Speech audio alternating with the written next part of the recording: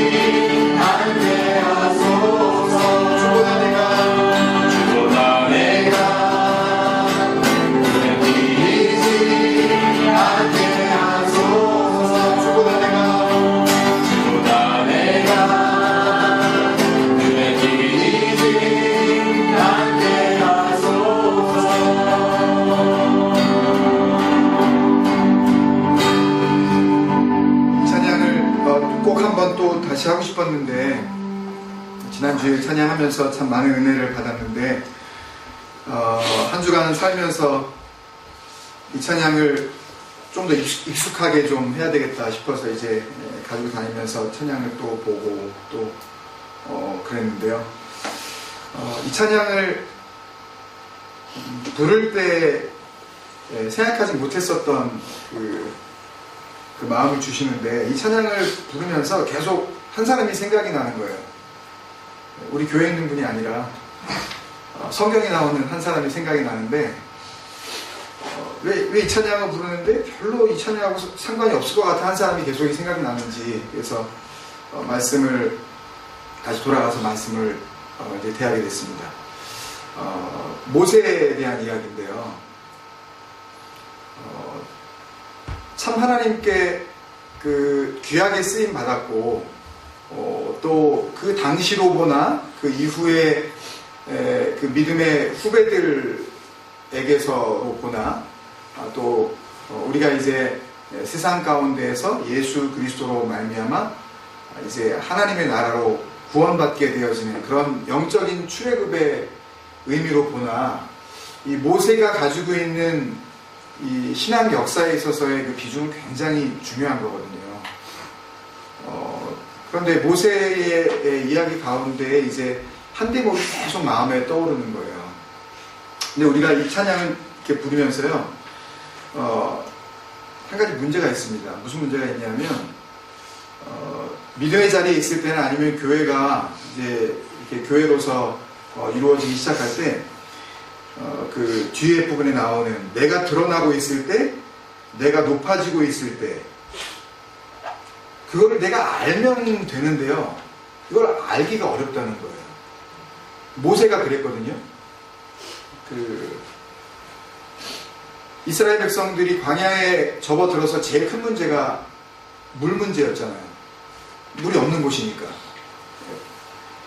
근데 이제 두 번째 이 물 문제 앞에 그 모세의 그 행동에 대해서 출애굽 17장에 나오는 그 반석을 쳐서 이제 물이 나오게 하는 그 아말렉과의 전투에서 이제 모세가 손을 들면 이기고 또 아론과 훌이 옆에서 도와주는 그 장면 직전에 나오는 그 내용을 다시 민수기에서 다시 한번 이제 이야기를 하고 있잖아요. 근데 민수기 20장에 보면 하나님께서 출애굽기 17장에서는 전혀 언급하시지 않았던 내용을 민수기 20장에서 이야기를 하시는데 하나님은 그냥 넘어가셨어요. 출애굽기 17장에서는. 그리고 바로 아말렉과의 전투 이야기가 나오면서 이스라엘 백성들이 광야길을 가는데 승승장구하는 그런 모습을 우리가 볼 수가 있어요. 그리고 그 이후에 바로 하나님의 음성을 직접 이제 듣게 되어지는 그런 이제 시내산의 부름 앞에 이제 모세가 나아가게 되고 하기 때문에 그냥 놓치기가 쉬운 그런 부분인데 이 부분을 하나님께서 주석을 달아주셨어요. 이 부분이 그냥 놓칠 수가 없다.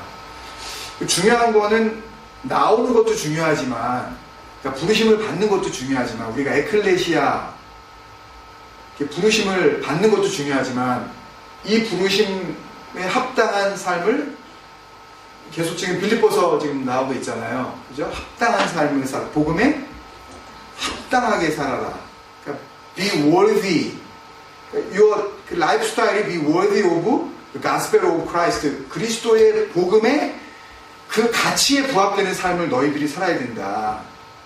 그런 이야기를 하시잖아요. 근데 그렇게 살았을 때에 우리가 이제 얻게 되어지는 열매, 그것이 이제 하나님의 나라로 우리에게 주어지는 것을 우리가 같이 이제 비유를 통해서 나누고 있는데, 모세가 나오는 것도 중요했지만 더 중요한 거는 뭐죠? 나오는 것도 중요하지만 들어가는 게 중요하죠. 근데 못 들어갔잖아요. 그러니까 이 찬양을 이렇게 들으면서 그 장면이 계속 이렇게 오버랩이 되는 거예요. 모세라고 알았을까요? 나중에 한번 보시면 출애굽기 17장에 나오는 그 장면을 민수기 20장 12절에서 하나님께서 주석을 달아주셨는데요.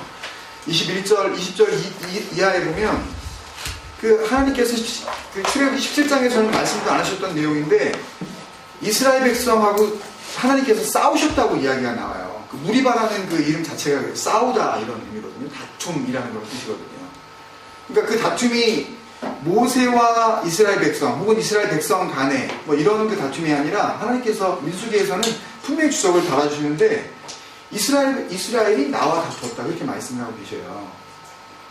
근데 하나님께서는 출애굽기 17장에서도 그랬지만 민수기에서도 그 똑같은 장면을 보여주시면서 모세에게 말을 할 때 내가 반석에게 어떻게 명하여 말하라 그랬어요.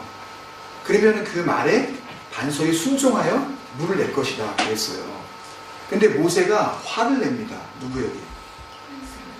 네, 이스라엘 백성들에게. 언제까지 내가 참으냐 그러면서 화를 내요. 그리고 반석을 어떻게 해요? 민수기 20장에 보면 그 앞에 서가절 앞에 보면 반석을 어떻게 한다고요? 2번 치매 그랬어요. 이거는 하나님하고 약속이 다른 거예요. 참 그런 다 뻔히 알고 있었던 말씀인데 다시 한번 제가 이 찬양을 통해서 말씀으로 돌아가 제 자신을 돌아볼 때 백성이 하나님의 그 말씀 앞에서 그렇게 원망하고 그런 불평 가운데 있다 할지라도 하나님의 말씀을 지키는 자는 백성을 향하여서는 내 감정조차 하나님 앞에 굴복시켜야 되는구나. 못 알아들었잖아요. 한번 하나님께서 물을 마시게 해주셨는데 쓴물 단물되게 해주셨는데 그러고 나서 또 한 번 그런 일이 있다고 해서 그런 일이 자꾸 벌어지잖아요. 그죠? 근데 오늘 말씀 나눌 부분을 이렇게 제가 묵상하다가 나중에 잠깐 이제 또 볼 텐데요. 그 말씀에도 그 주님께서 뭐라 그러시냐면 형제들이 죄를 지면 경계하고 잘못했다고 회개하면 뭐하라고요? 용서해라. 근데 우리가 그렇게 생각할 때 진심으로 회개하는 게 회개잖아요. 근데 주님께서 그 뒤에 나중에 뭐라 그러시냐면 그런 짓을 하루에 7번을 하더라도 너희들은 역시 용서해라. 이게 장난하는 것도 아니고 내가 똑같은 죄를 하루에 같은 죄를 7번 반복하고 돌아와서 그때마다 미안해. 미안해. 정말 다시는 안 그럴게. 7번을 이렇게 하고 있는데도 주님께서는 용서하라 그러시거든요. 베풀어라는 거죠. 관용의 사람이들. 받아들여주라는 얘기인데요. 그게 거짓된 회개잖아요. 같은 짓을 7번씩이나 하면서 잘못했다고 그러면 그게 가식적인 거잖아요. 뻔히 알잖아요. 말씀하시는 주님도 알고 그것을 우리가 그런 상황을 대면하게 된 우리도 똑같은 일을 7번씩이나 저지르면서 와가지고 엄마 잘못했어요. 이게 지금 엄마를 지금 이게 엄마 앞에서 사기치나 이게 지금 네가 지금 몇 번째야 이게 너 작년에도 한 번 그러고 올해 또 이 정도는요 말씀 앞에서 보면은 나이스한 거예요. 주님은 똑같은 일을 하루에 7times 저지르고 와서 미안해. 그래서 용서하라고 그냥 단도직입적으로 말씀하고 계셔요. 근데 우리가 이런 상황 속에서 우리 자신을 보지를 못해요. 그러니까 말씀에 삐뚤게 살고 있는 내 자신을 보지를 못한다고요. 모세라고 약속했다면 안 들어가고 싶었겠어요? 그리고 또 그렇게 하면서 이렇게 하면 하나님께 범죄하는 거라고 자기가 생각이나 했겠어요? 그 정도가 120여 년의 자기의 하나님 앞에서 쓰임받는 삶을 송두리째 정말 그 의미 없는 것으로 만들어버릴 거라고 생각이나 했겠냐고요. 아무 실수가 없었어요. 그 사람, 이 모세 한 사람의 온유함이 지면의 모든 자보다 승하다 그랬잖아요. 승하다. 따라올 사람이 없었어요. 그 온유함이. 단순히 성격이 나이스하고 그냥 이렇게 부드럽다라는 그런 뜻만은 아닌데요. 온유라는 그 신학적인 그 뜻은요.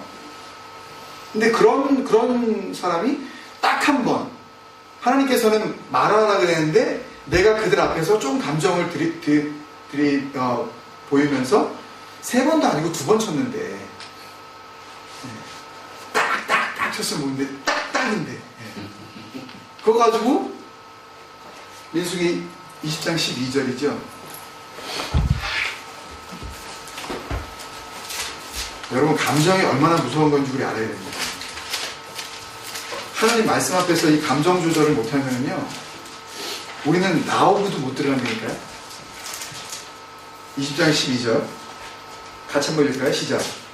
여호와께서 모세와 아론에게 이르시되 너희가 나를 믿지 아니하고 이스라엘 자손의 목전에서 내 거룩함을 나타내지 아니하므로 너희는 이 회중은 내가 그들에게 준 땅으로 인도하여 드리지 못하리라 하시니라. 마지막 이 마무리를 못해요. 그 사역을 겨우 여호수아에게 넘겨줘야 돼요. 어떻게 보면 진정한 열매. 들어가는 게 중요한 거잖아요. 나온 이유는 뭐예요? 광야에서 죽으려고 나온 거예요? 들어가려고 나온 거 아니에요, 다. 자기가 나올 때도 하나님 앞에 그렇게 부르심을 받았잖아요. 내 백성을 인도하여 내가 지시하겠다고 들어가라 그러신 거란 말이에요. 들어갈 줄 알고 자기도 여기까지 온 거란 말이에요. 근데 나중에 죽는 장면, 신명기 34장 마지막 장면에 보면 느보산에 올라서 하나님께서 쫙 다 보여줘요. 보기만 해라. 쫙 다 보여줘요. 뭐 속 타는 거죠, 진짜. 그리고 숨을 거두어 가십니다. 영적인 의미로 우리가 이것을 해석하면 그렇게 다 해석이 되니까 이것은 하나님께서 나오기는 하시고 들어가기 못하시는 그 이유가 무엇이냐, 이것을 우리가 발견해야 됩니다. 여기서 우리가 말씀 앞에 내 자신을 비추어서 내가 깨달아야 해요. 근데 모세는 내가 드러나고 있을 때 하나님의 거룩함을 나타내지 않고 자기가 하나님의 영광을 갖다 취해버린, 내가 높아지고 있을 때 그때의 자기 자신의 그 모습을 발견할 길이 없었어요. 그렇게 하나님 앞에 쓰임받는 자가 하물며 우리들 어떨까요? 우리는 정말 중요한 것은 우리가 깨닫지 못한다는 겁니다. 내가 지금 뭘 하고 있는지. 얼마나 두려운 천향인지 모르겠어요. 내가 드러나고 있을 때 이걸 알 수만 있다면, 내가 높아지고 있을 때 그걸 정말 내가 알 수만 있다면, 그리고 내가 내리치려고 그러다가 여기서 정말 스스로 멈추기만 했었다면, 그렇다고 문제는 달라지는 거였어요. 그죠? 내리치려고 그러다가 그냥 말씀으로, 하나님의 말씀대로 반서가 물을 내라라고 만약에 명령만 했었다면, 근데 스스로 멈추지 못하는 거죠. 근데 그때 그 모세가 내가 백성들 앞에서 내가 드러나야지, 내가 하나님보다 내가 더 눈에 띄어야지 하고 그런 행동을 한 거는 분명히 아니라고 저는 생각을 해요. 그러려고 하나님보다 자기가 드러나려고 막 반석을 갖다가 두 번 때려버리고 막 이렇게 하진 않았을 거예요. 이 모든 범죄함이요, 모르는 가운데 벌어져요. 그게 문제예요. 그러니까 모르기 때문에 회개할 기회도 없는 거죠. 나는 내 스스로가 아무 문제가 없다고 생각하기 때문에. 그렇기 때문에 눈을 뜨는 게 굉장히 중요합니다, 여러분. 정말 이 찬양 하나가 별거 같지 않은 게 아니라요, 정말 이게 대단한 건데요, 정말 가치로운 건데요, 이런 찬양 하나를 통해서 말씀과 관계되어진 나에게 말씀하시는 하나님의 생각과 그 뜻을 우리가 묵상할 수만 있다면, 그러면 우리 안에 굉장히 능력 있는 삶을 살 수 있는 그런 하나님의 은혜가 주어질 줄 믿습니다. 아멘. 하나님의 은혜 가운데 다 결정이 됐어요. 그러니까 알려드리는 말씀 반, 또 말씀으로 이렇게 우리가 나누는 그 의도 반인데 다 결정이 됐습니다. 메일을 체크했는데 어제까지 안 오다가 수요일 날 만났고, 오기 몇 분 전에 아마 보내신 것 같아요. 그래서 몇 장이 되기 때문에 제가 프린트를 못해서 그랬는데, 주일날 같이 이제 하고 우리가 사인해서 이제 드리는 게 다 결정이 됐어요. 시간도, 또 비용도, 또 여러 가지 면에서 그분들이 가지고 있는 어떤 그 소망도 굉장히 우리하고 여러 가지 면에서 참 감사한 그런 부분들이 참 많아요. 이럴 때 우리가 더더욱 돌아봐야 하는 것은, 이런 모든 조건들이 참 우리의 기대했던 바대로 되어질 때 오히려 감사하지만, 그 소망이 이루어진 것이 감사하지만, 지난주 주일날 우리 같이 나눈 것처럼 시편 119편 120절에 나와 있는 말씀처럼 그 소망 가운데 그 소망이 이루어지는 것을 보면서 우리가 감사하는 마음과 동일하게 어떤 마음이 있어야 해요? 두려워하는 마음이 있어야 해요. 기억하시죠? 120절. 하나님을 두려워하는 마음이 소망하는 마음과 공존하지 않는다면, 그렇다면 우리의 믿음은요, 굉장히 이기적인 믿음이 됩니다. 굉장히 자기 욕구에 치우쳐진 그런 믿음을 살 수밖에 없어요. 그 믿음은 진정한 믿음이 아니에요. 그 믿음은 가짜입니다. 엄밀하게 얘기하면 자기가 자기 소망의 주인이 되어진 그런 위장된 그런 믿음이에요. 진정한 믿음은 소망과 두려움이 공존해야 해요. 어느 곳으로도 치우치지 말아야 합니다. 하나님께서 이루어주실 것을 믿는 믿음, 그 소망도 굳건해야 되지만, 그렇게 매번 우리의 소망을 이루어주시는 그 하나님을 바라보면서 우리의 마음 가운데는 하나님을 향한 두려움이 똑같은 소망만큼이나 그렇게 존재해야만 우리는 바른 신앙의 사람이 될 수가 있습니다. 왜 드러나게 되죠? 왜 높아지려고 하는, 왜 모르는 거죠, 그걸요? 왜 우리가 죄를 짓는 거죠? 한마디로 이야기하면 믿음은 있는데 두려움이 없어서 그래요. 왜 원래 그 자리로 돌아가죠? 예? 왜 개가 토했던 것을 먹고 돼지가 그 더러운 곳으로 다시 왜 목을 뒹구는 거죠? 이유는 한 가지예요. 믿음은 좋지만 두려움에 대해서는 인식을 전혀 못했기 때문이에요. 신앙을 잘못 배운 거죠. 바른 신앙을 배울 기회가 한 번도 없었던 사람들은 그런 식으로 살아갑니다. 순식간에 유혹 속에서 그냥 무너져 버려요. 우리는 그런 공동체가 되면 안 됩니다. 하나님께서 우리가 기대한 것, 우리의 세이베르, 내가 기대한 대로, 우리의 익스펙테이션대로 하나님께서 앤서 해 주셨을 때, 그게 리얼리티가 되었을 때, 그때 우리가 가져야 할 마음은 감사의 마음과 동시에 하나님을 향해 두려워해요. 하나님 이렇게 응답하신 이유가 뭡니까? 나는 하나님 앞에 한없이 무익한 그런 존재일 뿐인데 하나님께서 이렇게 인도하심이 무슨 은혜입니까? 라고 생각하면서 하나님 앞에 무릎을 꿇을 수 있는 그런 공동체가 되어야 합니다. 오늘 그 여러 가지 면에서 감사하는 마음으로 집사님들께서 또 그 귀한 음식들을 준비해 주셨어요. 그래서 오늘 말씀을 최대한 짧게 나누고, 그리고 한 10분에서 15분 정도에 제가 마치려고 합니다. 비유의 말씀을. 그리고 같이 지금까지 인도해 주신 하나님, 지금 이제 6개월이 딱 되는 건데, 그 가운데서 인도하신 하나님을 우리가 감사하면서 우리가 더욱더 주님 앞에서 사도 바울이 빌립보서 2장 12절에 얘기한 것처럼 내가 있을 때나 없을 때나 언제나 말씀에 복종하여 두렵고 떨림으로 너희 구원을 이루라, 그렇게 말씀하신 그 말씀을 우리가 같이 기억하면서 그렇게 기도하는 시간을 가졌으면 좋겠습니다. 한 번만 더, 나의 삶이 닿을 때까지 이 시간을 한 번만 더 하고 말씀 나누겠습니다.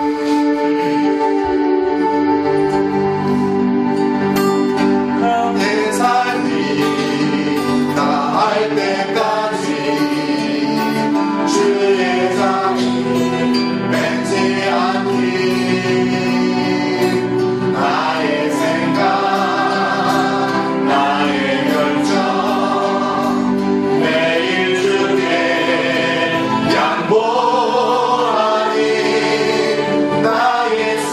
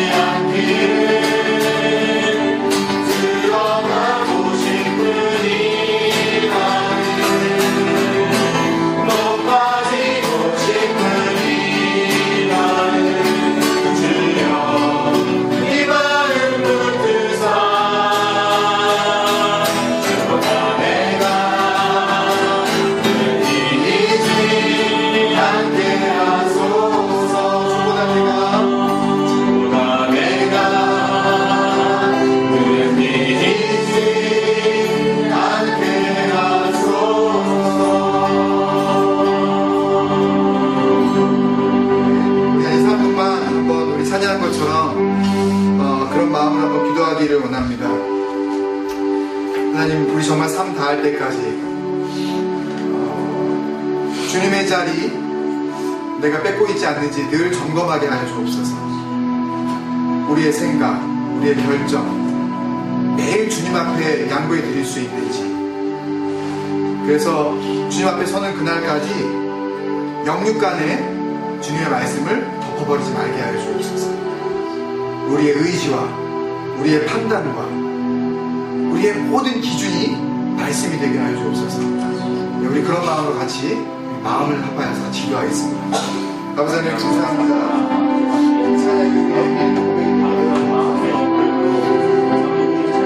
하나님 앞에 쓰임 받고서도 하나님 앞에 얼마든지 버림받을 수 있음을 하나님 기억하게 하시옵소서. 우리가 삶이 닿을 때까지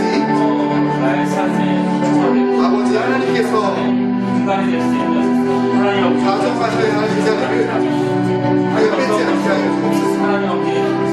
우리의 생각, 우리의 결정 매 순간 날마다 주님 앞에 드리게 하였습니다. 예수님 어릴 때까지 닿지 않게 하여 주옵소서. 모든 것을 주님께 올려드리게 하여 주옵소서. 내가 드러나고 있을 때, 내가 높아지고 있을 때 아버지 하나님의 눈을 뜨게 하여 주옵소서. 내가 스스로 말씀을 기억하며 멈추게 하여 주옵소서.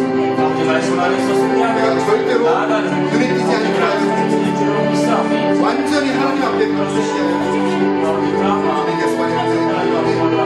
그러한 영광스러움의 은혜를 하여 주옵소서.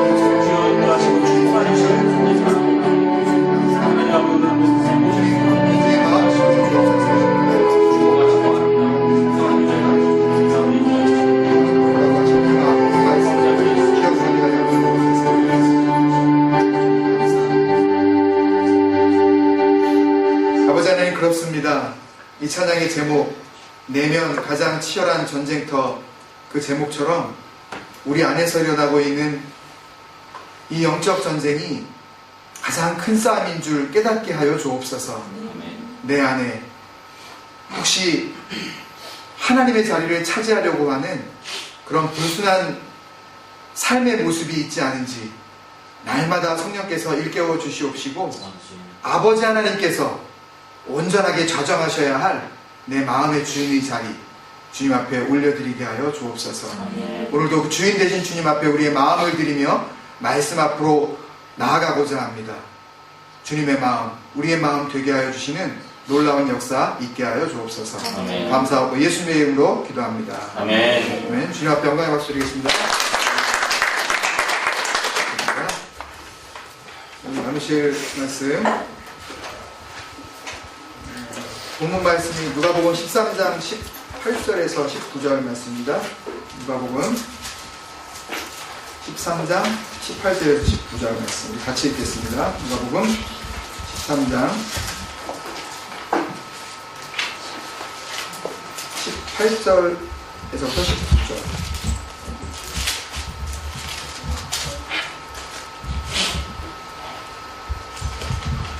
같이 읽을까요? 시작. 그러므로 예수께서 이르시되 하나님의 나라가 무엇과 같을까? 내가 무엇으로 비교할까? 마치 사람이 자기 손밭에 갖다 심은 겨자씨 하나 같으니 자라 나무가 되어 공중의 새들이 그 가지에 깃들였느니라. 아멘. 동일한 말씀들이 병행 구절, 그 패럴럴 그 프레이즈 벌스라고 그러죠. 마태복음 13장 31절에 32절, 마가복음 4장 30절에 32절 기록해 주셨다가 같이 꼭 읽어 주셨으면 좋겠습니다.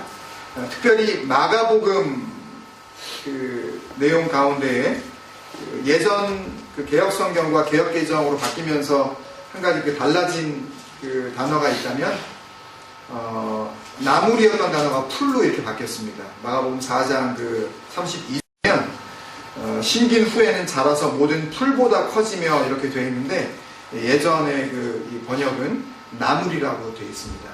어떻게 보면 조금 더 그 이 원어에 좀 가까운 그런 해석입니다. 뭐 풀이나 뭐 나물이나 뭐 그게라고 생각하실지 모르지만 풀보다는 풀은 먹을 수 있기도 하고 못 먹기도 하고 뭐 이럴 수가 있는데요.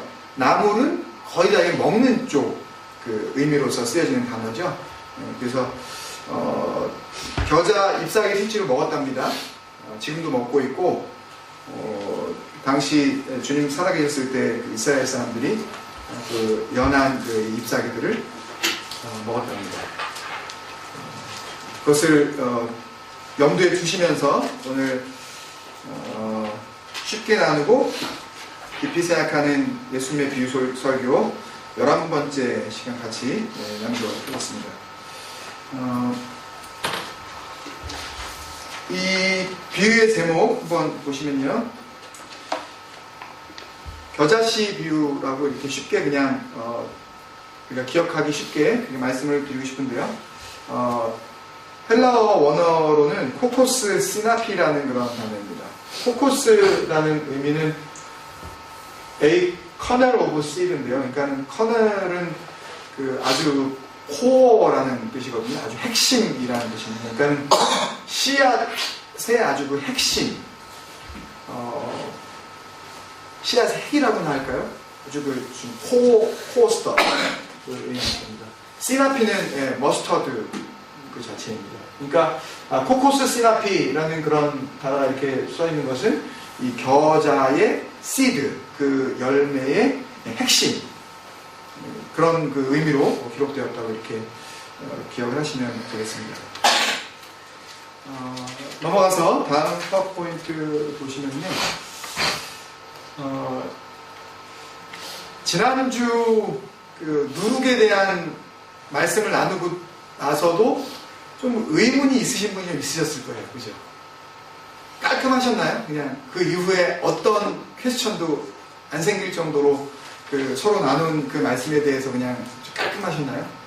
전체적인 그 흐름을 다 기억을 하시면 별로 이렇게 혼돈스럽지 않은데 그 뭔가 중요한 부분들을 놓쳐버리시면 굉장히 헷갈립니다, 이게. 근데 한 가지 잊지 마셔야 할 것은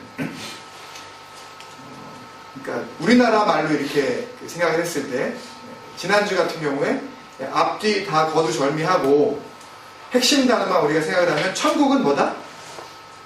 누룩이다. 이렇게 그냥 결론이 지어지게 되는데요. 그러면 천국은 좋은 걸 텐데 누룩이 나쁜 쪽이라고 목사님이 이야기했는데 이런 식으로 이제 막 생각을 하시게 되면서 그때부터 막 온통 말들이 이제 막 이렇게 막 뒤죽박죽 될 수가 있습니다. 그러니까 모든 다른 비유들이 다 그래요. 그러니까 말씀을 드릴 때에 그 핵심적으로 어떤 그 말씀에 대해서 이 말씀이 이런 포커스를 가질 수 있다라고 말씀을 드리는 부분들이 있거든요. 네, 그런 부분들을 놓치지 마셔야 됩니다. 그러니까 주님께서 비유로 말씀하셨을 때 언제나 천국은 A다라는 그런 명제로만 말씀하신 것이 아니라 어떤 경우에는 천국은 뭐다라고 말씀을 하셨지만 그 말씀 속에서는 안심하라는 격려도 있고 또 그렇게 하다가는 큰일 난다는 경고의 위험의 그 경계의 말씀도 있고 이런 것들을 감안하시면서 말씀을 보실 때 좀 기억을 해 주셔야 합니다. 그렇지 않으면 늘 해석이 막 이렇게 혼란스럽게 되어지고 다른 말씀을 또 어디서 듣게 되시면 그것도 그럴 수 있고 라고 받아들이시는 것까지는 좋은데 그것 때문에 어떻게 보면 복음의 어떤 이 핵심에서 잘못 벗어날 수 있는 그래서 나는 성경을 잘 모르기 때문에 성경을 아는 저분이 말씀하신 게 맞을 거다라고 생각을 하고 또 이렇게 흔들리게 될 수 있는 여지가 우리에게 얼마든지 있거든요. 그런 부분들을 조심하시기를 바랍니다. 이 겨자씨 비유에 대한 그 보편화된 견해들을 보면 이렇습니다. 천국의 시작은 겨자씨처럼 어떻다? 겨자씨처럼 어떻다? 한번 여러분이 말씀해 보세요. 여러분들이 아는 걸로. 예? 작다. 또 그냥 이렇게 보통 이야기하는 보잘것없다. 바로 그거예요. 그런 말을 너무 많이 합니다. 천국의 시작은 겨자씨처럼 보잘것없다. 그런 얘기를 굉장히 많이 해요. 소비자들이. 부연 설명 안 하겠습니다. 그런 말들을 해요. 그 다음에 잘하면 모든 풀보다 어떻게 된다? 예, 마가복음에 보면 이렇게 나와 있죠. 심긴 후에는 자라서 모든 풀보다 어떻게 된다고요? 커진다. 자라면 모든 풀보다 커진다. 그러면 풀보다 커진 그러니까 처음의 시작은 굉장히 보잘것없지만 그 보잘것없는 것이 나중에 뭔가 익스펜션 되면, 뭔가 막 이렇게 막 스프레드 아웃 되면, 막 뭔가 막 이렇게 되면, 그러면 모든 풀보다 어떻게 된다? 더 커진다. 뭔가 더 아주 확실하게, 아주 상상을 초월할 정도로 뭔가 그 거대한 무엇인가가 이제 온다. 결국은 천국은 시작은 그렇게 볼품이 없지만 나중은 어떻게 된다? 어마어마하다. 다른 거하고 비교할 수가 없다. 이런 식으로 이제 이야기를 하게 되는 거죠. 그 다음에 세 번째는 뭐냐면 어떤 변화들이 있냐. 많은 새들이 깃들일 만큼 어느 정도가 된다? 아주 든든한 나무가 된다. 이거죠. 든든한 나무가 된다. 그죠? 그렇게 설교를 들어왔어요. 그렇게 해석을 하고 자신있게 이야기를 합니다. 천국은 결국 뭐다? 모든 새들이 와서 많은 새들이 깃들여서 거기서 쉼을 누릴 수 있을 정도로 참 평안을 주는 그런 곳이다. 멋지잖아요, 해석이요. 그렇지, 천국은 그런 곳이지. 그렇게 뭐 시작은 뭐 볼품 없지만 나중에 그냥 엄청나게 막 이렇게 막 터져 나가가지고 모든 새들이 뭔지는 생각하고 싶지도 않아요. 그냥 와가지고 일단 뭐 깃들인다니까 그게 좋은 거예요. 일단 안 날아도 되고 새가 와가지고 그냥 쉰다니까 그럼 최고지. 평안을 누린다는데 끝. 그리고 나서 어떻게 결론을 냈습니까? 천국의 시작은 미약하지만 그 나중은 엄청나게 찬개진다. 이 말씀이 어디 있는 말씀이라고 했어요? 욥기에 있는 말씀이, 욥기 8장 7절에 있는 말씀인데, 나중에 욥기가 끝나는 42장 마지막에 보면 하나님께서 이 말들을 한 주체, 이 말을 시작은 미약하지만 나중은 힘이 창대하리라고 말한 바로 그 사람, 수아 사람 빌닷이라는 그 인간, 그리고 다른 친구들 또 네, 대만 사람 엘리바스, 대만이 타이완이 아닙니다. 그 다음에 또 나아마 사람 소발, 또 엘리훗, 이런 사람들 막 쭉 나오는데, 니네들 말한 거 틀리다. 니네들 그냥 그런 식으로 그냥 가만히 있으면은 너희들 용서 안 하겠다. 욥한테 가가지고 재물들을 가져가서 흠없는 수양, 수소 가져가서 제사를 드리게 해라. 니네들 제사는 내가 못 받겠다. 욥이 너희를 대신해서 내가 제사를 드리면 그 제사가 나 용서하리라. 니네 말한 게 나에게 합당치가 않다. 니네 말한 거 모두 다 틀렸다. 이 이야기를 하는데 그걸 가지고 막 여기다 벽에다가 막 이렇게 이거 붙여놓고 막 하여튼 개업식만 되면 하여튼 그거 가지고 막 설교하고 그거 붙여놓고 하나님이 아니라 그러는데 그거 가지고 좋으면 그냥 다 장땡이에요. 그게 아니잖아요. 누가 말했는지 상관없습니까? 그게 마귀새끼가 말했는지 아니면 이단이 말했는지 아니면 하나님이 그 말은 안 되니까 회개의 제사를 드리라고 말을 했는지 뭐든지 상관없고 내가 그냥 듣기 좋으면 그냥 끝인 거예요? 복음을 이런 식으로 받아들이기 시작하면 우리는 정말 미혹당할 수 있습니다. 여러분. 좋은 게 좋은 거라는 식으로 말씀을 해석하는 쪽으로 우리가 빠지기 시작하면요, 복음이라는 것은 이미 사라지고 없어져 버려요. 인본주의적으로 흐르게 될 수밖에 없는 것입니다. 절대 그런 거에 속으면 안 돼요. 억지로 부정적으로 해석하려는 것이 아니라 적어도 주님께서 이 말씀을 하실 때의 전후 문맥과 도대체 이 말씀을 통해 하시려는 의도가 뭐였을까? 주님께서 지금까지 하신 그 발자취, 하나님께서 구약을 통해서 우리에게 하셨던 모든 말씀들, 이런 것들을 깊이 한번 생각해 보면서 적어도 think twice는 해야 된다는 얘기죠. 그냥 내가 좋은 쪽으로 해석해버리고 이게 좋은 해석이니까 이렇게 해석하고 말자. 여러분들도 듣기 좋으시죠? 나도 하기 좋았고 당신들도 듣기 좋았으니 이러면 좋습니다 라고 만약에 설교를 끝난다면 그게 설교냐고요. 그게 무슨 지혜냐고요. 그게 무슨 하나님의 마음이냐고요. 이 짓거리들을 교회가 하고 있는 거라고 저는 생각합니다. 우리는 거기에서 좀 조심하자 이거예요. 좋은 게 좋은 것으로 끝나는 것이 아니다. 정말 하나님의 감동은 우리의 입에는 쓰지만 배에는 약이 될 수 있다. 그게 능력인 줄로 믿습니다. 저는. 이게 다 틀렸다 라고 생각하기 이전에 우리가 잊지 말아야 할 성경의 기준들을 한번 보겠습니다. 첫 번째는 천국을 주님께서는 단 한 번도 사이즈를 가지고 이야기하신 적이 없어요. 천국이 요따만할 것이다. 천국이 처음에는 시작할 때는 겨자씨처럼 되게 작을 것인데 천국이 언젠가 엄청나게 막 팽창을 할 것이다. 폭발적인 성장을 할 것이다. 주님은 한 번도 이러신 적이 없어요. 주님은 뭐만 가르치셨어요? 천국에 대한, 하나님 나라에 대한 본질만 가르쳐 주셨어요. 기준만 가르쳐 주셨어요. 하나님의 나라에서 누가 크냐 작으냐 라는 것을 가르쳐 주신 적은 있어도 천국 사이즈 자체가 어떻게 늘어나는지에 대해서 주님께서 관심을 보이신 적이 한 번도 없어요.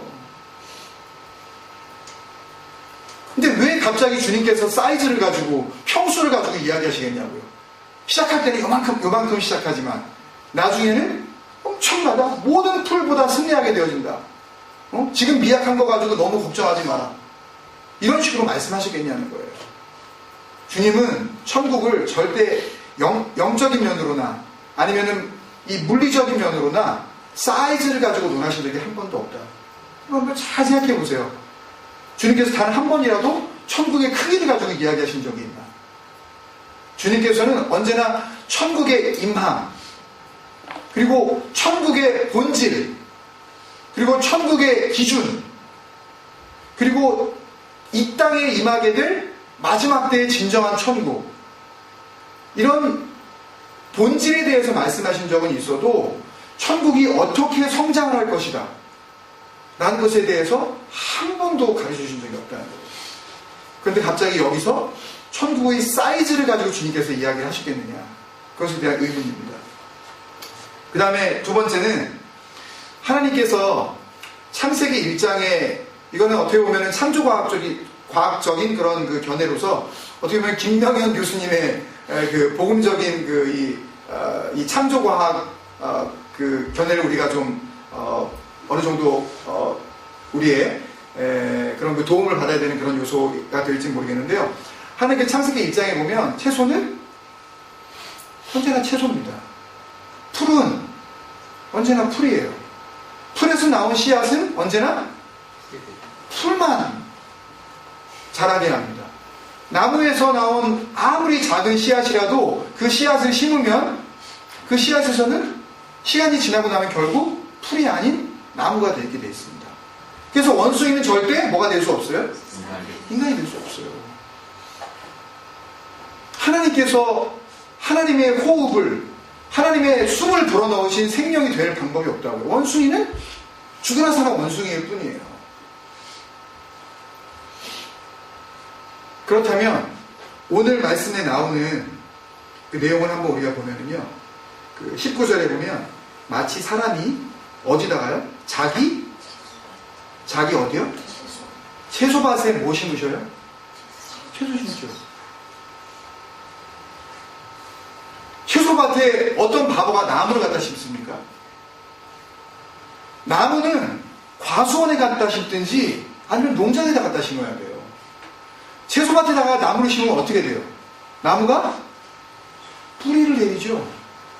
뿌리를 한번 내리기 시작하면 그 채소밭은 밭입니까 뭡니까? 밭으로서의 역할을 할 길이 없죠. 밭은 언제나 기경을 하고 그 작은 씨앗이 들어가서 터져 나올 수 있는 그런 좋은 부드러운 흙으로 언제나 준비가 되어져야 되는데 거기에 나무가 뿌리를 내리기 시작한다. 연약한 풀은, 연약한 채소는 거기에 뿌리를 내릴 재간이 없죠. 그 드센 나무의 뿌리와 싸울 수가 없다는 이야기. 채소밭에는 뭘 심는다? 채소를 심는다. 그런데도 불구하고 채소밭에다가 뭘 심을 수도 있다. 나무를 심을 수도 있다. 라고 고집을 부린다면 이건 억지 아닙니까, 여러분? 채소밭에는 채소만 심는 거예요. 그렇다면 채소밭에서 채소를 심었으면 그 채소에서 뭐가 나와야 돼요? 채소가 나와야 돼요. 근데 채소밭에서 뭐가 나왔습니까, 지금? 그래서 나무가 나와버렸어요. 뭔가 이상한 게 나왔다고요, 지금요. 나와야 할 게 안 나온 겁니다. 심는 자는 채소밭에다가 채소가 나오도록 씨를 심었는데 그 씨에서 엉뚱한 게 나와버렸다고요, 지금. 자라도, 한번 유행어 써야 되는데 한번. 자라도 너무 잘하는 거예요. 이렇게 잘하면 안 되는 거였어요, 이게. 무슨 말인지 아시겠죠? 풀로서, 채소로서 그대로 존재했었어야 돼요. 근데 너무 젖어버린 거예요. 자라서 나무가 돼버린 거예요. 그 다음에 세 번째, 예수님의 비유에서 공중의 새는 무엇인가? 누가복음 8장 5절에 보면 똑같은 단어가 한 번 더 나오는데요. 누가복음 8장 5절에 보면 씨 뿌리는 비유를 주님께서 말씀하시면서 첫 번째 그 시에 대한 대적들을 말씀하시는 가운데 첫 번째 같이 읽어볼까요? 누가복음 8장 5절 시작. 씨를 뿌리는 자가 그 씨를 뿌리러 나가서 뿌리세 더러는 길가에 떨어짐에 밟히며 그 다음에 뭐요? 공중의 새들이 똑같은 단어가 나왔어요. 씨를 누가 먹은 거예요? 공중의 새들이 먹은 거예요. 누가복음에서 같은 단어를 사용하고 있습니다. 씨를 먹어버린 그 씨에 대한 공격자, 씨가 땅에 떨어져서 뿌리를 내릴 때까지 기다리지 못하게 와가지고 그냥 주워 먹어버린 이 공격자, 그 대적자가 누구예요? 공중의 새예요. 공중의 새는 씨를 먹는 대상이에요. 땅에 떨어져 있는 씨를 주워 먹어버리는 거예요. 그렇다면 공중에 있는 새가 어떤 나무에 와서 앉았다. 그러면 거기서 깃들여 버렸다. 그냥 거기 stay long 한다는 그런 의미인데 완전히 거기 보금자리를 틀어버리고 dwelling, 아주 살림을 차려버렸다는 이야기인데요. 무슨 뜻일까요? 그 나무에 있는 씨앗, 거기서 지금 열리고 있는 그 씨앗들조차도 다 쪼아 먹어버리겠다는 이야기죠. 공중의 새가 왜 나무에 와서 앉습니까? 공중의 새는 공중에 떠서 어디에 먹을 것이 있나, 어디에 자기가 먹이가 있나, 그것을 살피는 게 그 천성적인 자기의 본능 아닙니까, 여러분? 새들은 그냥 공중에 떠 있어야 해요. 근데 나무에 와서 깃들여 버렸다는 이야기죠. 자기 살림을 차려버린 겁니다. 그리고 마지막 천국은 많은 설교자들이 이야기하는 것처럼 시작은 미약하고 나중은 뭐 창대하다는 그런 식의 시작이나 나중의 개념이 없습니다. 여러분. 하나님께서 지으신 하나님의 나라는요, 처음에 시작이 있고 끝이 있는 그런 나라가 아니에요. 시작은 아주 그런 모양인데 나중은 또 저런 모양이 되어지는 그런 것에 대한 어떤 설명도 성경은 우리에게 해주고 있지 않는다고요. 우리는 천국에 대해서 그 시작과 끝을 알 수가 있습니까? 없습니까? 우리는 알 수가 없어요. 어떤 식으로 시작되었는지, 그리고 거기에 과연 끝이라는 것이 있는지 우리는 알 길이 없다는 것입니다. 우리가 잊지 말아야 할 성경의 기준입니다. 그 다음에 몇 가지 제가 그냥 사진을 보여드리려고 가져왔는데요. 이게 이스라엘의 성지순례에 갔던 분들이 찍은, 목사님들이 찍어온 사진입니다. 언뜻 보면 우리나라 봄철에 나오는 그 개나리 무슨 유채밭 같은, 이스라엘 들판에 2월부터 3월까지 2달 동안 핍니다. 처음에는 작은 씨앗인 것은 맞지만 나중에 이제 자라게 되어지면 대략 한 80cm 정도. 그리고 정말 많이 자라는 것은 심하게 종류에 따라 품종에 따라 조금 차이가 있지만 많이 자라는 것은 뭐 2m까지 자라는 그런 경우도 있다 그러는데 어쨌든 여전히 나무는 아니고 뭐다? 풀이다. 그 다음에 한번 보여주시죠. 요게 그 하나의 모습을 좀 클로즈업 해가지고 이제 찍은 사진입니다. 굉장히 예쁘죠? 이렇게 그 정면으로 요 꽃 모양을 보면 이렇게 또 뭐 십자가처럼 모양이 되어 있습니다. 그래서 어떤 또 목사님은 이 겨자씨가 또 모양이 십자가인데 이게 또 주님의 십자가와 또 이렇게 연결이 돼가지고 주님께서 그 자기의 십자가 고난을 갖다가 미리 말씀하시고 겨자씨 비유를 드시면서 겨자씨는 십자가 모양 막 이렇게 하면서 또 여기다 이제 근데 뭐 맞을 수도 있고 틀릴 수도 있겠지만 그런 식으로 알레고리적인 그런 해석은 저는 좀 안 하려고 합니다. 어쨌든 간에 이게 이제 개별적인 모습이고요. 이게 이제 말라서 나중에 6월달쯤 되면 그 다음에 이렇게 돼버립니다. 덤풀이 돼버려요. 말라버리면서 아주 모양이 흉측한 그런 덤풀이 되어져 버립니다. 빛지 않은 무슨 머리채 네. 이거 어떻게 뭐 어디서부터 시작되었는지 알 필요 없어요. 완전히 뭐 진짜 말 그대로 엉망진창입니다. 근데 여기에 새들이 와서 이 속에 숨는 거죠. 그리고 여기에서 떨어지는 이 겨자 씨 자체가 가지고 있는 특이한 그 향기가 있답니다. 조사를 해보니까 그 겨자 씨 자체를 갖다 이렇게 빻아서 물과 같이 섞으면 당연히 겨자가 되고요. 우리가 소위 말하는 와사비 뭐 이런 것들이 되고요. 그리고 그 겨자 기름을 이렇게 짜가지고 그들이 먹는 그런 음식들에 찍어 먹는 그런 하나의 이 조미료의 역할을 이 겨자씨 기름이 했었답니다. 이 상태가 되어지면 이미 몹쓸 이 겨자 풀이 되어진 거죠. 그래서 이 상태를 겨자나무라고 지금 주님께서 이야기를 하시는 겁니다. 그 다음에 하나 더. 이게 잘 안 나와 있는데요. 잠깐 뭐 이렇게 꺾고 한번 지금 보이네요. 예. 왼쪽은 이스라엘 야생 담배씨입니다. 대개 우리가 알고 있는 겨자씨라고 돼 있는 그 목걸이나 무슨 뭐 이런 뭐 책갈피에 꼽는 거 어디 기독교 무슨 서점이나 이런 데 가서 사시는 거 있잖아요. 100% 이겁니다. 만드는 사람이 이거 고백을 한 게 조사해 보니까 나와 있습니다. 왜냐하면 진짜 이스라엘 겨자씨는 동그랗습니다. 그리고 우리가 보통 보는 후추 통후추 있죠. 통후추 정도의 크기에, 근데 여러분들 겨자씨라 그러면서 통후추 같은 거 돼 있는 거 이렇게 들어가가지고 이렇게 돼 있는 거 보셨습니까? 아니요. 전부 이 야생 담배씨 갖다가 놓고서, 그리고서 이스라엘 성지에 간 목사님들이 그러시는데, 실제로 이것들을 넣은 반지나 무슨 목걸이나 뭐 이런 것들을 갖다가 하면서 이스라엘 아이들이 파는데 뭐라고 하는지 아십니까? 겨자씨. 이스라엘 애들. 한국 사람들이 워낙 이 겨자씨하고 환장을 해가지고, 다른 나라 사람들은 여기에 대해서 별로 그렇게 관심을 안 가는데, 근데 누군가가 이걸 가져와가지고 거기다 넣어가지고 하여튼 무슨 기독교 서점 뭐 이런 데서 그냥 거기 서점에서 파는 바람에 현지에 와서 이스라엘 거 아주 본토베이 거를 사자. 그래가지고 현장에서 겨자씨라 그러면 아주 불티나게 팔린다는 거예요. 그래서 얘네들이 그 말을 한국말로 배워서 진짜로 이스라엘 성지에 가면 거기서 다 겨자씨 그러고 이거 갖다가 내민대요. 그럼 하나씩 무조건 사는 거죠. 뭐. 왜냐? 이스라엘 지금 주님이 사셨던 그 땅에서 나온 오리지널이니까. 이거 사버린답니다. 실제는 이건데, 이게 담배씨인지 뭔지 알아보고 싶지도 않은 거죠. 이게 겨자씨였다 그러고 가장 작았다 그러니까 그냥 그걸로 그냥 믿고 싶은 겁니다. 이런 식의 생각들이 겨자씨 안에 담겨져 있지 않은가.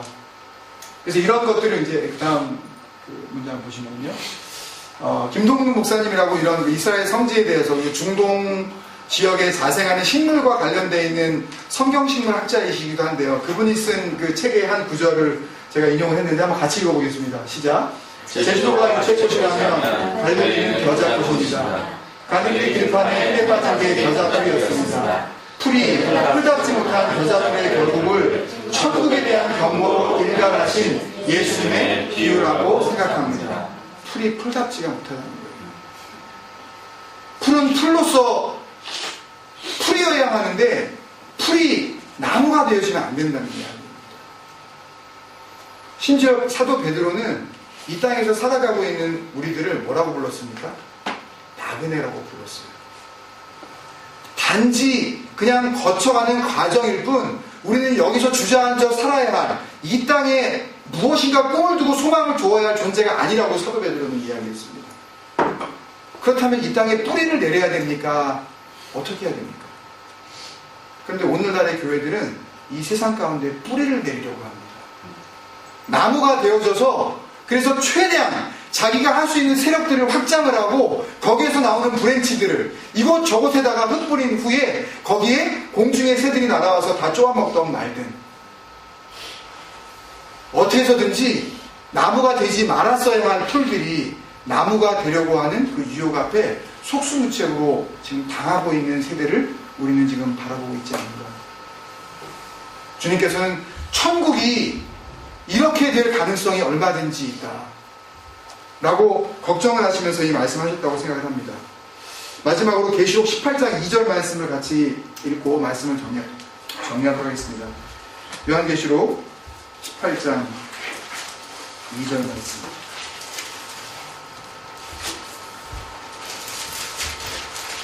제가 읽겠습니다.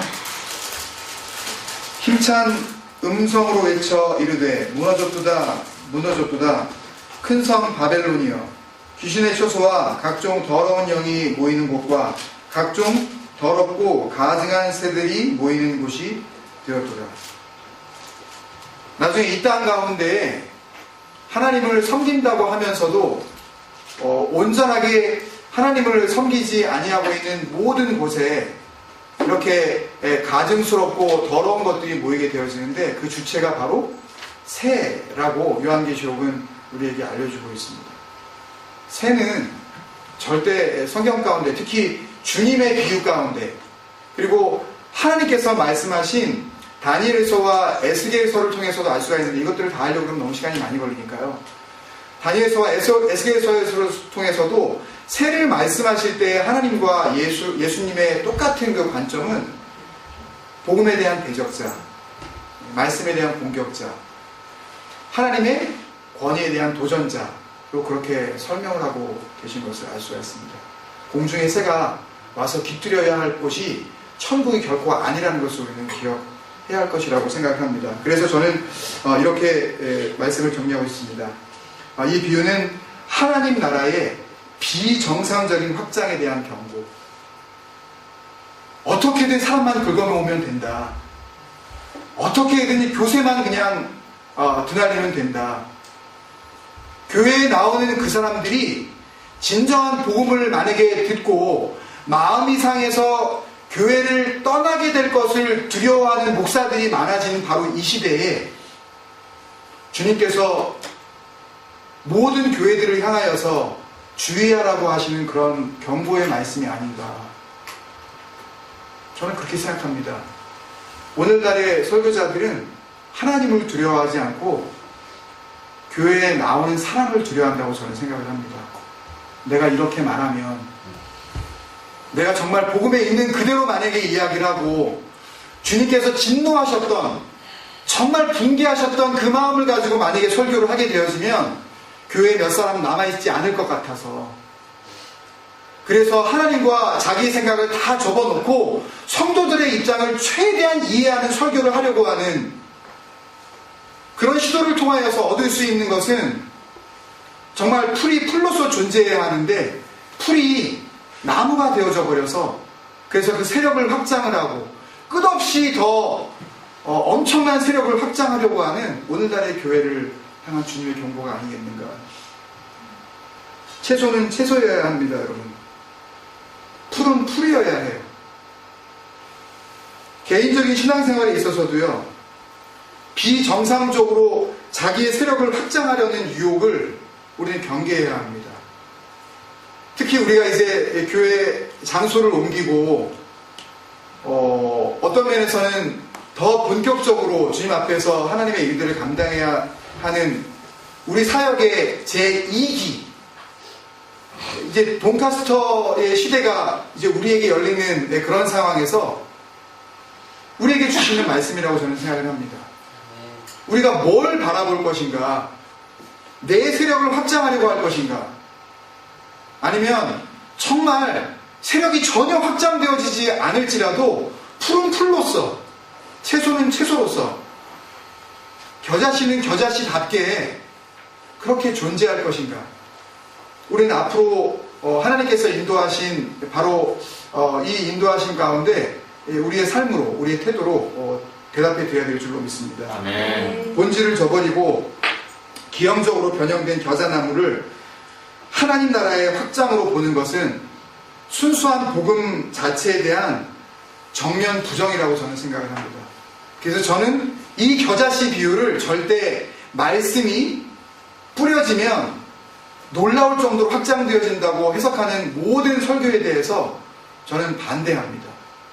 저는 그렇게 해석하지 않을 것입니다. 비정상적인 성장은 주님께서 기대하지 않으신다. 주님께서 원하시는 그 모습 그대로 우리가 살아가기를 원하시는 진정한 주님의 마음을 담고 있지 않는가. 그 마음을 같이 말씀 속에서 나누고 싶습니다.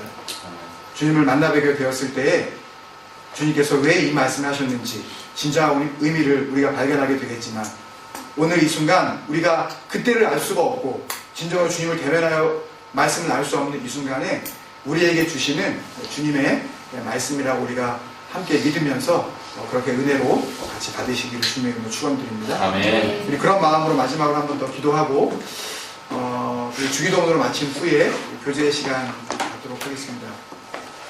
오늘 겨자씨의 비유를 통해서 나에게 주시는 말씀은 뭘까요? 여러분, 내가 정말 신앙생활을 하면서 혹이라도 우리가 우리의 세력을 확장하려면, 나는 하나님 앞에 언제나 무익한 종으로 그저 살아가야 할 뿐인데 내가 꽤나 하나님 앞에 유익하게 쓰임받고 있다고 착각을 하면서 풀이어야 할 겨자씨가 이제는 나무가 돼서 세력을 확장하려고 하는 그런 마음은 혹시 우리에게 없었는지. 주님, 헛된 소망 가운데 야망을 갖지 말게 하여 주옵소서. 주님, 진정한 말씀 위에서 하나님이 주시는 비전만 담게 하여 주옵소서. 여러분, 야망이 아니라 뭡니까? 비전입니다. 비전은 하나님의 생각이에요. 저나 여러분의 생각이 아닙니다. 함부로 우리가 우리의 말로 그렇게 발설할 수 없는 것, 그것이 어제 오늘 빌립보서를 통해서 사도 바울이 빌립보 교회 교인들에게 이야기하고 싶었던 바로 그 주님의 마음, 너희 마음에 이 마음을 품으라, 그 마음 아니었을까요?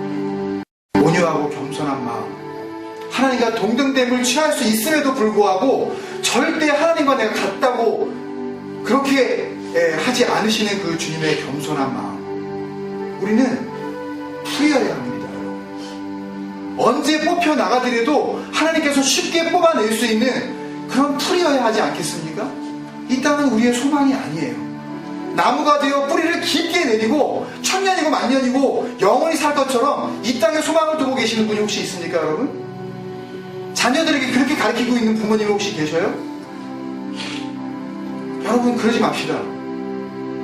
우리 교회는 그러지 맙시다. 아이들에게 헛된 야망을 가르치지 맙시다. 하나님의 비전을 품도록 주님의 말씀을 담게 합시다, 여러분. 우리 그 마음을 가지고 우리 같이 주님 앞에 기도하며 나아가겠습니다. 아버지 하나님, 감사합니다. 아버지 하나님, 소망합니다. 아버지 하나님, 우리 마음을 가로 주옵소서. 아버지, 우리 마음 가운데 그곳을 지나면 아버지 하나님, 그 겨자씨와 같은 그 믿음, 아버지 하나님, 이스라엘의 천지에 널려있는 겨자씨 같은 그런 믿음도 우리가 없어서 주님 앞에 착각하지 않게 하여 주옵소서. 제주도에 널린 게 유채꽃이었다면 이스라엘이 널린 게 겨자꽃이었다고, 아버지 하나님, 이스라엘을 공부하는 학자이신 목사님이 그러게 연구했습니다. 이스라엘에서 흔하게 볼 수 있는 겨자꽃처럼 아버지, 그렇게 흔한 믿음도 없어서 내가 이 땅 가운데 믿음을 보겠느냐 말씀하시는 주님의 성경, 아버지 하나님, 걱정거리가 되어주고 있지 않은지 생각하게 하겠습니다. 내가 누구인지 알게 하여 주옵소서. 내가 이 땅에 뿌리를 내려야 할지 아니면 하늘의 소망을 두어야 할지, 아버지 하나님, 우리가 주님 앞에 결단하게 하여 주옵소서. 주님, 우리 심령에 말씀하여 주옵소서. 우리 마음에 새겨 주옵소서. 아버지 하나님, 우리 생각을 주님의 생각을 주시옵소서. 아버지 하나님, 내 꿈을 꾸지 않게 하여 주옵소서. 하나님의 비전만 생각하며 아버지, 오늘도 나의 생각이 주님 앞에서 복이 되었으니 그런 진정한 주님의 아들, 진정한 주님의 주 아버지, 자녀들에게 우리가 무엇을 가르칩니까? 아빠의 꿈, 엄마의 꿈, 내가 이루지 못했었던 꿈들을 아이들에게 가르치고 있지는 않은지 우리가 돌아보게 하여 주옵소서. 내가 못다 이룬 꿈을 너희도 이루어달라고 그렇게 하소연하면서 아이들을 우리가 도착하고 있지 않은지, 아버지 하나님, 내가 이루지 못한 나의 믿음의 비전, 나의 믿음에 부족하여 하늘의 앞에 온전히 쓰임받지 못했었던 그 젊은 날들의 그 비전, 그것을 우리 자녀들에게 물려주며 아버지와 진정으로 그들이 품어야 할 믿음의 유산으로 보살님에게 전하는 아버지, 그런 교회 되게 하여 주옵소서.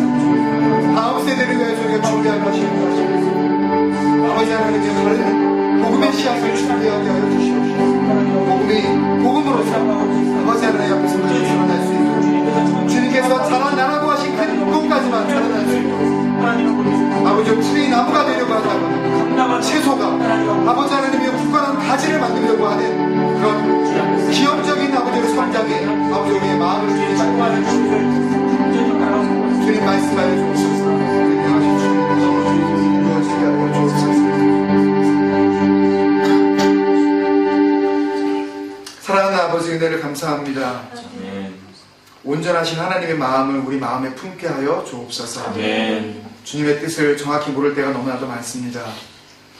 바르지 못한 해석이 있었다면 주님께서 10년 가운데 진리의 영이신 성령으로 역사하여 주셔서 헛된 것들은 다 잊어버리게 하여 주시옵시고 하나님의 나라를 위한 진리만을 아버지 우리 모두가 마음에 새길 수 있는 은혜를 허락하여 주옵소서. 아멘. 제주도에 유채꽃이 발에 채일 정도로 널렸다면 이스라엘에 널렸었던 것은 겨자꽃이라고 한 신학자가 이야기를 했습니다.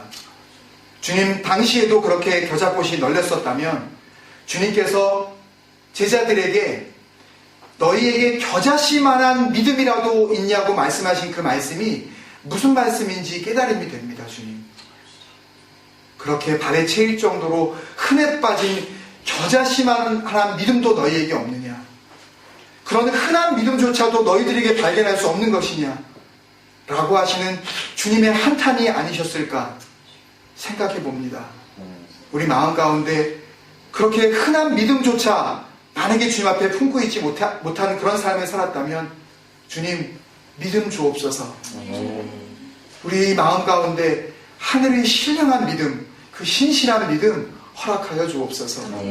부모들이 먼저 믿음의 본을 보이게 하여 주시옵시고 진정한 믿음의 삶을 우리 다음 세대인 자녀들에게 유산으로 물려주게 하여 주옵소서. 그런 가정, 그런 공동체에 되게 하실 것을 믿사옵고 예수님의 이름으로 축복하며 기도드리옵나이다. 아멘. 하늘에 계신 우리 아버지여 이름이 거룩하게 여김을 받으시오며 나라의 마옵시며 뜻이 하늘에서 이룬 것 같이 땅에서도 이루어지이다.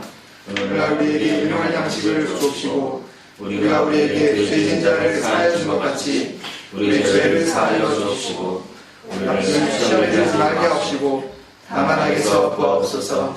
나라와 권세와 영광이 아버지께 영원히 있사옵나이다. 아멘. 주님 앞에 다시 한번 감사드립니다.